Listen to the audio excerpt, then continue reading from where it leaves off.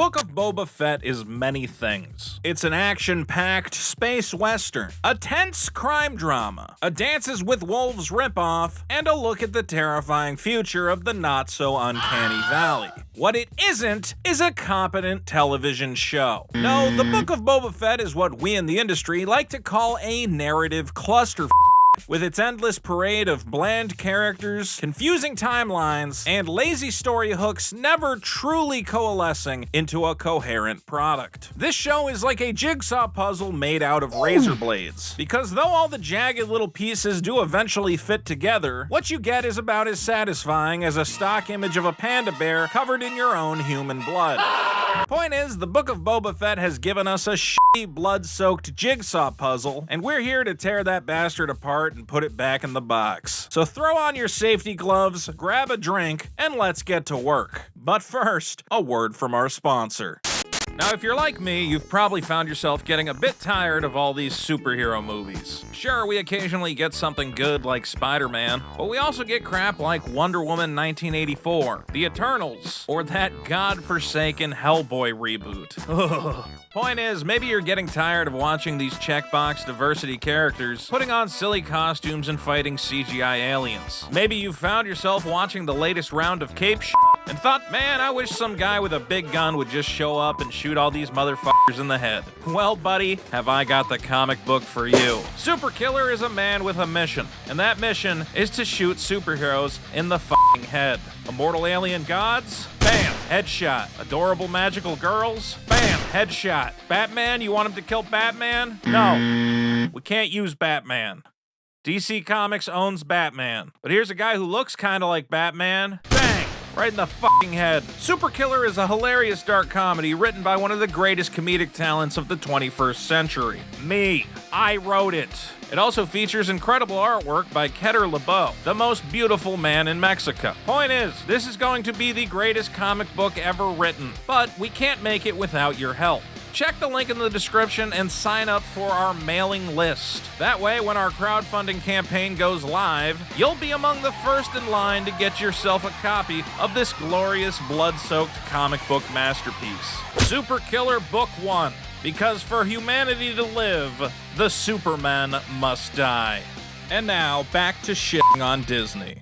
Chapter 1. All filler, no killer. Now, perhaps one of the most iconic lines in Empire Strikes Back comes from this scene, where Darth Vader tasks a collection of fearsome bounty hunters with capturing the rebellion hero Luke Skywalker. Standing among these hunters is Boba Fett, a man with such a deadly reputation that Vader personally gives him a special stipulation for this mission. No disintegrations. As you wish.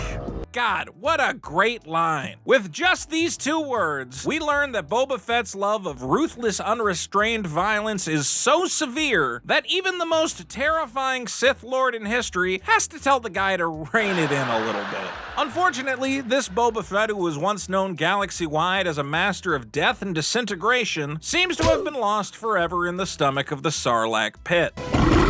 What emerged instead was a sad, chubby old man who seems more interested in taking long, relaxing baths than dishing out a bit of the old ultra-violence. Now look, it's honestly fine that the writers are trying to evolve Boba Fett's character in this new, friendlier direction. I'd argue it's kinda stupid to throw away the vicious bounty hunter, which has proven such an enduring figure for over 40 years, but if you're really dead set on telling the story of a deeply flawed man struggling to find a more noble purpose in life, sure. Go nuts with it. The problem is that this show should have focused on actually showing us this transformation, showing us how a ruthless killer can transform into a beloved leader. But we're really supposed to believe that one semester of interpretive dance and advanced woodworking at Tusken Raider Community College was enough to reform a man with a body count in the hundreds, if not thousands? Or did jamming a lizard up his nose make Boba Fett into a good person? I don't know. But either way, this transformation should have been the central central focus of the show, not a minor plot point that was quickly glossed over. I mean, seriously, imagine if the show had given us a Boba Fett who was constantly wrestling with his old ways. A man for whom the only form of negotiation was a hail of blaster fire, now forced to engage in tiresome diplomacy and strategic alliances. Would he manage to stay on the path of the righteous, or would he succumb to his inner darkness, unable to escape his blood-soaked past? Now, in this alternate reality where the show was written by a fat Italian genius, I would have focused heavily on the character of Cad Bane, having this villain serve as the ultimate test of Boba Fett's loyalty to the people of Tatooine. Bane would undermine Fett's diplomacy through sabotage and brutality, spending not just one episode but the entire season trying to provoke this so-called daimyo into again embracing his more sinister nature. All of this would end with a climactic fight between these two former allies, Boba Fett fighting not just for his life, but for his very soul. As Boba prepares to strike the killing blow on Bane, the man would taunt him, "Kill me, because that's what you are,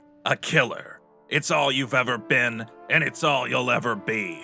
You can hunker down in your fancy palace and play statesman all you want, but deep down this is the real you, a bloodthirsty hunter who lives only for the next kill. So do it. Take your trophy of blood and admit who you really are." Boba would go to strike the final blow, but purposefully miss by inches, telling Bane, "I'm not the scared little boy you once knew, the boy who let anger consume his every thought. That boy has sat with the Tusken tribes of the Great Plains, broke bread with the noble folk of Freetown, and seen the struggle of the citizens of Mos Espa, and that boy has become the man you see now. These people mean more to me than our meaningless fight, and I will gain nothing from letting the blood of a bitter old man stain the streets of my beloved city. You have lost, Cad Bane. Leave this planet and never return."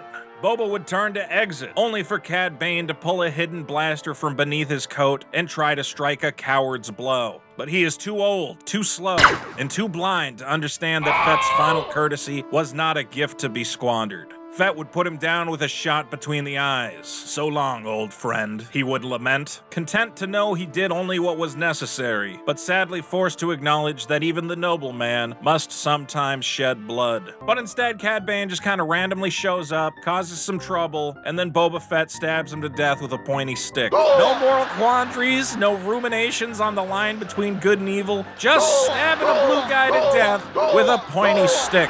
That's just good Star Wars right there, I tell you what. Way to go, writers. Knocked it out of the fucking park.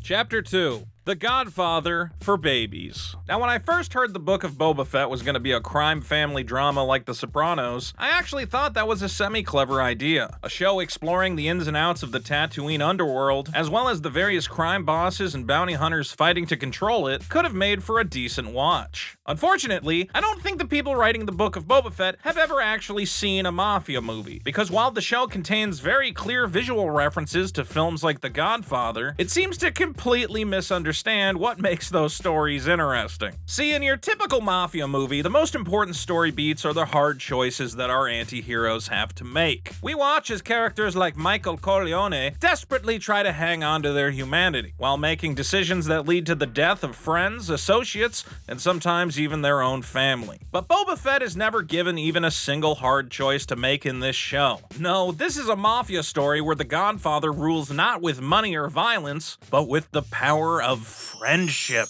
Don't believe me? Here's just a few examples. Number 1, Fett is presented with a pair of Gamorrean guards who refused to surrender after he killed their master Bib Fortuna. While I'm sure this ruthless crime boss will dispose of them to establish his new reign, gotcha, he lets them live and he gives them a job. Okay, well, how about number 2? A crazy Wookiee killer tries to murder Boba Fett in the bathtub. But I tell you what, old Boba ain't gonna let that one slide. He's gonna gotcha, lets the Wookiee live, later on gives him a job.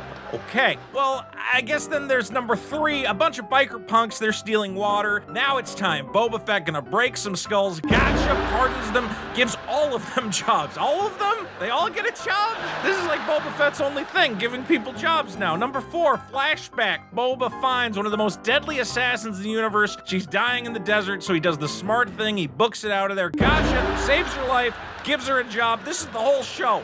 The whole show is him giving people jobs. You know what he was thinking when he killed Cad Bane? He thought, I was gonna give that guy a job. I didn't mean to kill him. I was trying to give him employment. Okay, well, number 5, the mayor's assistant shows up, humiliates Boba Fett, tries to run away from his teenage biker gang. I guarantee Boba Fett is gonna kill this guy. Gotcha, pardons him, and surprisingly does not give him a job. But if this show gets a second season, I guarantee that guy's getting a job. Everybody gets a fucking job on this show. Now, in more complex and nuanced shows, you know, the kind of shows written for adults, the main character usually learns that this kind of endless generosity is a terrible weakness. Allowing people to not only defy your authority, but to reward them for it is the kind of behavior that only leads to your own pair of concrete shoes and a swim in the New Jersey River. But look at this shit. Boba Fett even lets his squeaky teenage foot soldiers challenge him publicly. If you want to abandon Mos Espa and hide in your fortress, go ahead. The people who live here need our protection. The most ruthless killer in the universe, and you're gonna let this dumb 15-year-old emo girl mouth off about your duty as leader or whatever? You know what you do here? Set this bitch on fire and find a new squeaky teenage girl who doesn't run her mouth so much. So yeah, the Book of Boba Fett is like the Godfather for babies. An alternate reality where drug cartels can be defeated entirely by positive thinking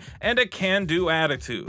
Wait a minute, Godfather for babies. Okay, that's actually a good idea for an animated series. I gotta get Francis Ford Coppola on the phone. This idea is hot. Chapter 3, The Mod Squad. Now, was it a bad idea to have a teenage biker gang in Star Wars? No, that was a great idea. A bunch of young, pissed off, streetwise kids pushing their rusted out speeder bikes to the limit would have been a great addition to the Star Wars universe. Thing is, we didn't get a bunch of cool biker kids. No, we got a pile of preppy British fashion models riding popsicle-colored chrome monstrosities. And why did we get this? Because Robert Rodriguez wanted to make a really bad pun. You see, these Tatooine street punks like to augment their bodies with droid parts, undergoing surgical modifications they uncleverly refer to as mods. And for those of you who lived in 1960s London, you might remember an era where obnoxiously fashionable youth rode around on stupid-looking Vespas with way too many mirrors. These kids were referred to as the modernists, which was uncleverly shortened to mods. You get it? You get it now? They're mods with mods. They modify their bodies, but they also ride mod scooters. Isn't that hilarious? Isn't Robert Rodriguez a comedy genius? So for the sake of a stupid pun, we now have a bunch of dweebs riding around Tatooine on the stupidest looking vehicles ever seen in Star Wars. And yes, that includes the useless bombers from The Last Jedi. Because the thing is, these dumb bikes might have actually worked if this show was set on a different planet. If these dorks were zooming around the neon-lit streets of Coruscant, sure, I don't think they'd feel too out of place parked outside of Dexter Jettster's stupid 50s diner. But as we've established, Tatooine is a piss-poor desert wasteland where people can barely afford water. In fact, that's a major plot point in the episode where the mods first appear. If you're a daimyo, then why'd you let the Monga charge us a month's wages for a week's water? So let me get this straight. I'm supposed to feel bad for these dumb kids bitching about the price of water, knowing that they've clearly sunk thousands of credits into modifying both their dumb scooters and buying robot arms and laser eyes? Maybe you could afford more water if you weren't buying all your clothes from Space Armani, you stupid fucking kids. And hell, why would you invest all your money into a shiny chrome scooter on a planet covered in sand? In case you've forgotten the primary properties of sand, here's Anakin Skywalker himself to tell you about them. I don't like sand. It's coarse and rough and irritating, and it gets everywhere. That's right, sand is coarse and rough, and it gets everywhere. So if you try to ride your stupid scooter through the desert, all the sand you kick up is gonna strip that fancy chrome paint job off in about 15 seconds. That's the reason all the other vehicles on Tatooine look like pieces of shit. Why would you waste your money on chrome on a desert planet? You get what I'm saying, right? Point is, the mods are stupid, their bikes are stupid, and Robert Rodriguez has no idea how to film a decent chase scene. And did we really need to see this one mod kid doing a spin? No more spinning. Stop putting spinning in Star Wars. I'll try spinning. That's a good trick. Stop it. Chapter 4. Lights, camera, shitty action. Now, it's no secret that Disney has been trying their hardest to turn Star Wars into a sanitized PG-13 wonderland. Gone are the days of lightsaber decapitations and sexy space bikinis. Hell, Boba Fett isn't even allowed to call his ship the Slave One anymore. You know, because that might offend all the real-world space slaves. Help me recover my fire spray gunship. So given how kid-friendly they're trying to make this franchise, I understand that they're probably not going to let Boba Fett dismember people and beat them to death with their own limbs. But come on! This is Boba Fett. Can't he do something more exciting than getting his ass kicked before going to take yet another bath? Now, there's lots of bad action to point at in this show. The goofy fight with these shield-wielding bozos, the terribly lit escape from Jabba's hangar, but nothing stands out as badly as the final action set piece of the show's finale. First, we get to watch the worst firefight ever, as both Mando and Fett forget about the concept of taking cover and simply stand in the middle of the street letting themselves get shot from all directions. I mean, look, they're just standing there. How is anyone missing them? They're right there in a wide open street. Oh, this is ridiculous. Now, thankfully, these giant walking spider tanks show up to make things interesting. Why the Syndicate doesn't just carpet bomb Boba Fett from the air, I don't know, but who can pass up the opportunity for giant mechanical spiders? But yet again, this show has no idea how to raise the stakes. See, normally in an action sequence like this one, where you introduce a giant death weapon, you're supposed to demonstrate what a threat it is by having it actually function as a giant death weapon. A great example would be this scene from Dredd, where the villain Mama wheels out a giant-ass machine gun. Fire!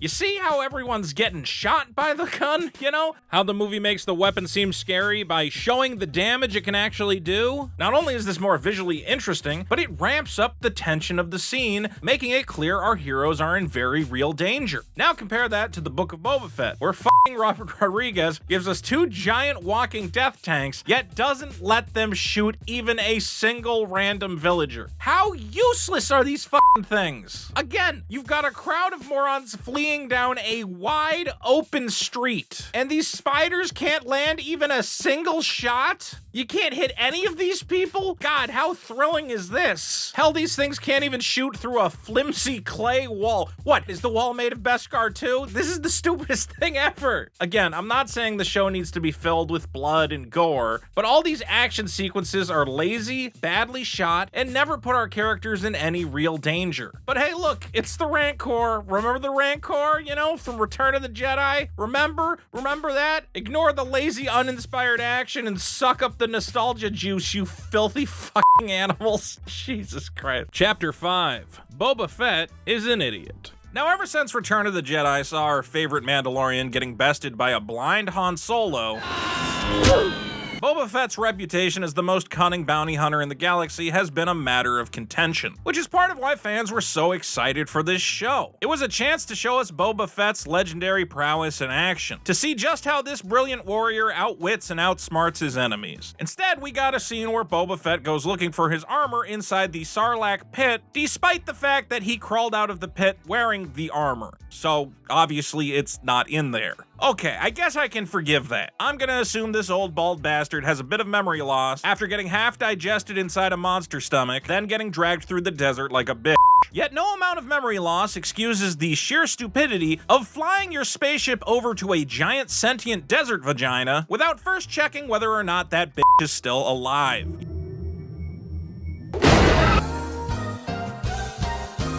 You dumb motherfucker. Your ship has a laser cannon, right? Why didn't you just light up that sandy butthole from the air before swooping in all close and personal with the thing? Just hover over it and shoot down a bunch of lasers and make sure it's dead before getting your very expensive spaceship within tentacle striking range. God, what a dumbass. Well, at least Boba Fett isn't stupid enough to massacre an entire biker gang based on the mere discovery of their gang sign scrawled on a tent. An incredibly basic symbol literally anyone could replicate with minimal effort. Oh wait, no, he slaughters them all in cold blood. And then later, of course, we find out that it wasn't the gang, it was actually the Syndicate, again, because it's the easiest symbol. I knew it could make that symbol. It's a J and an L. You didn't think to investigate? Maybe if anyone else could have put, whatever, you're an idiot. I don't care. Forget it. God, Boba Fett is so dumb. Chapter 6, Too Much Tattooine. Now, according to the lore, Star Wars is set in a universe containing more than 2 million different planets, colonized moons, and space stations. So why the do we keep going back to Tatooine? What is the obsession with this shitty desert planet? Now, yes, obviously the franchise started here, so it makes sense that fans have an emotional connection to Tatooine. But haven't you fanboys seen enough goddamn Jawas, cantina bands, and moisture farms already? Can we please just move on? Because let's be clear, the entire premise of the series is that Boba Fett, a bounty hunter who has likely traveled to every corner of the galaxy and seen planets far nicer than this desert shithole, suddenly decides he wants to rule over this desert shithole for no reason whatsoever. I mean, I guess he feels weirdly indebted to the Tusken Raiders, but oh hey, they're all dead, so I mean, why are you here? Just leave. Seriously, why does he want to be a daimyo? I mean, because this looks like the worst job in the world. Yes, you get a big palace and a pet rancor, sure, but everybody is always trying to kill you. That doesn't sound like a great trade-off. I can understand that this lifestyle might appeal to the Hutt family because they're a bunch of big fat slobs who just want to eat, drink, and force their slaves to dance to terrible CGI monster music.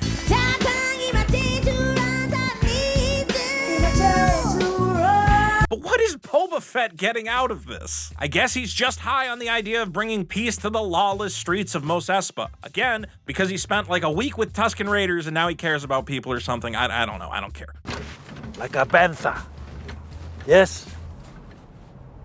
Point is, I don't understand why Boba Fett has such a hard-on for Tatooine. It's fine that he's made Jabba's palace into his base of operations, but wouldn't it be cooler if he was zipping around the galaxy going on adventures instead of just taking baths and having awkward dinners with Fennec Shand? Instead of just sitting around waiting for other people to attack him, why doesn't he take the fight directly to his enemies? Sabotage their operations on other planets, go to their fancy space base and assassinate their leader. But no, all we get is more Tatooine, the only planet in Star Wars. Yay! Tatooine, yay. Chapter 7, The Book of Mandalorian. Call me crazy, but when I started watching the Book of Boba Fett, I thought it would be a show about Boba Fett. Imagine my surprise when 2 of the 7 chapters were just shitty teasers for The Mandalorian Season 3. I mean, come on! One of the most legendary Star Wars characters finally gets his own TV show. Yet despite 40 years of novels, comic books, video games, and other expanded lore to draw from, the writers still can't figure out how to fill a measly 7 episodes without giving 2 of them away to Mando? How embarrassing! Now, it's not that the episodes are bad, but it is bizarre to me that the entire emotional payoff of the Season 2 finale has been almost immediately undone. Mando spent almost an entire season grappling with the idea that to love someone is to set them free, only for his surrogate child to come running back to the cage after a few weeks dicking around with Luke Skywalker. Sure, we all figured he'd come back eventually, but you couldn't save that reunion for an actual episode of The Mandalorian? Come on! Now, this is entirely baseless speculation, but here's why I think Disney jammed this ill-fitting Baby Yoda B-plot into the Book of Boba Fett. Now, it's rumored that Jon Favreau and Dave Filoni wrote that Season 2 finale without any real oversight from the Disney apparatus. And after it aired, it's my belief that someone at Disney, quite possibly Kathleen Kennedy herself, started having a grand mal seizure as she thought of all the money they stood to lose. What do you mean you wrote Baby Yoda off the show? Are you fucking insane?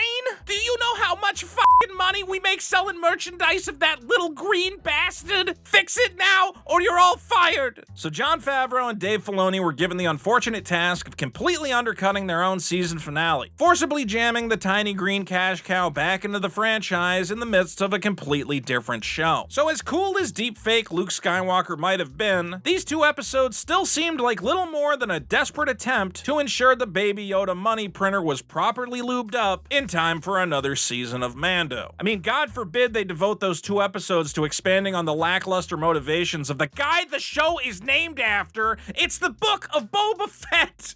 Expand on his character, not Mando. Oh, God, whatever. Chapter 8. Welcome to the Disney dumpster. So the Book of Boba Fett sucks, but is anyone really surprised? Disney's content strategy seems to be throwing so much shit at the consumer that they become overwhelmed by the sheer mediocrity of it all, no longer able to remember what a good Star Wars story looks like. Disney continues to limp these shows over the finish line with minimal attention paid to quality, too busy tickling the audience's nostalgia boner to try and distract them from the next round of Disney Plus subscription hikes. And maybe that's the greatest tragedy of the Book of Boba Fett. Not just that it sucks, but that it's an indication of future suckage which has yet to come. It's a reminder that Disney really has no idea what they are doing and are just making it up as they go along. A Rogue Squadron movie from Patty Jenkins? Sure, that's an idea, I guess. A Lando Calrissian show starring Donald Glover? Okay, well, I don't know about that one. How about a Cassian Andor show? What the f? Who is Cassian Andor? The guy who died at the end of Rogue One? Why would I want a show about that? That's gonna suck. That sounds terrible. So if you're still excited for this endless procession of half-baked Star Wars projects, well, God bless your sweetheart. Because nothing Disney has given us in this post-sequel trilogy era fills me with any new hope. I'm worried that projects like the Book of Boba Fett are as good as it's ever gonna get. Lazy, meaningless plots, full of cheap writing and bad characters, containing just the right amount of member berries to get the fanboys to cream in their jeans. Now, there's currently a big pile of idiots who are boycotting Disney for trying to make their kids gay or something. I don't really get it. But frankly, I'd be much more worried about Disney making your kids stupid. I would rather have a kid with a fabulous sense of fashion and a knack for interior decorating than a kid who lets Disney smack him in the face with this fan-pandering garbage while begging for more. So if you truly care about your child's future, maybe you should sit them down and explain to them that there are many different types of love in this world. There's the good kind of love between mommies and daddies, or daddies and daddies. Mommies and mommies sometimes, that's pretty hot. But there's also the bad kind of love, between blind fanboys and shitty franchise writers. And that's what this show is. It's bad love. I'm not saying I'm ready to take Star Wars out of my life entirely, but after the complete disappointment of this Boba Fett show, I'm starting to think we might need some counseling. Take care, Star Wars fans, and hopefully someday you'll find a science fiction space opera that treats you right.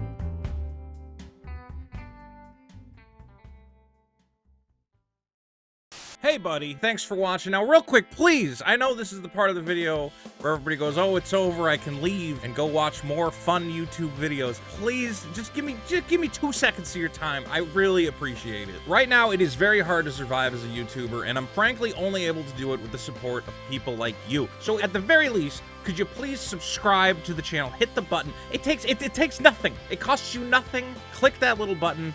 Subscribe to the channel, help me out. I would appreciate it so much. Now, if you really like these kind of videos and you really want to help me create them, you can check out my Patreon. Not only will that get you access to a bunch of bonus videos and content, including the uncensored version of this video, but you'll also be directly supporting my work and making it possible for me to keep creating this kind of content. And lastly, as I mentioned in the video, I'm very excited about the upcoming Kickstarter for my own comic book, Super Killer. I've spent a lot of time critiquing other people's fictional works, and it's time for me to nut up or shut up and show that I can, yes, craft a decent, compelling, and hilarious story. But like I said, the only way we can make that comic is with the help of people like you. So please subscribe to the mailing list at superkiller.org. That way, when the crowdfunding campaign goes live, you're going to be among the first to know about it. You're going to be able to get your hands on all sorts of exclusives and discounts and whatever else, and you'll be there helping me make my comic book dreams come true. So once again, thank you to everybody who's been supporting my channel. Thank you especially to everybody over on Patreon who's directly made this video possible.